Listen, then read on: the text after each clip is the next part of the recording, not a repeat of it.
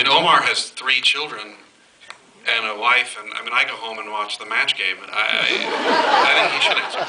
It is a good question. I don't and also balance a life at the same time. So actually, I think. Well, thank you first of all for, you know, saying that we put together good performances. But I just think that our heads are in the sand. We're just going. It's not like we're watching ourselves or we're conscious of, and it's a team effort as well. We're going into the 5th year, and to me, it's about chemistry and rhythm and sort of learning our fellow actors and just. We don't get it done in 8 days. We only get 8 days, but we end up having to extend and that whole sort of thing. So we get like a month added to the end of the season, every season. But you just put your head down and go, and that's the major thing with television. 1-hour dramas to me are the hardest thing to do in our business because of the time frame. And but we just, buckle up and ride the horse. Can I add? I feel obliged to add that we are fantastically well supported by a huge number of very skilled and hardworking people. I mean, starting with the script, obviously, because everything begins and ends with that. But we also have, and the writers are very very often ahead of us and anticipating. Where the character is, how a particular scene might be played, and they're always present on the set, guiding. We have fantastic directors. I mean, an absolutely brilliant collection of directors.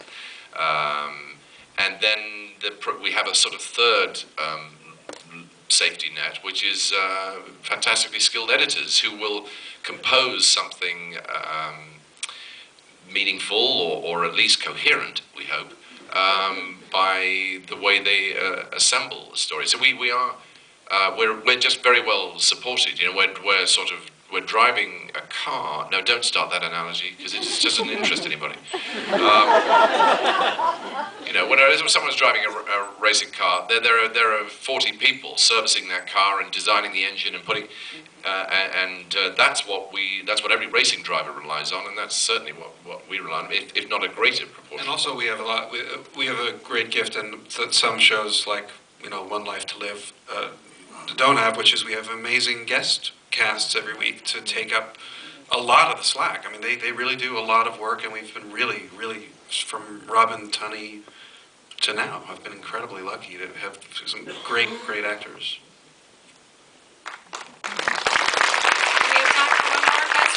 One more question. Thank you. But we haven't dealt with that. But we have weird criteria for diseases. We will look into that, and it sounds familiar. But do you have people coming up to you asking about specific issues, like all the time? That is actually one of the really kind of gratifying things about the show is because we usually deal with these obscure illnesses, and as much as I said that's not what's driving me, it is really cool to know that we are bringing attention to these real and very serious and very debilitating diseases that aren't getting a lot of attention, and apparently it means a lot to a lot of these organizations to have us mention their name and shine a little light on them and get them a little attention. Well, I think that's the note we're going to end on.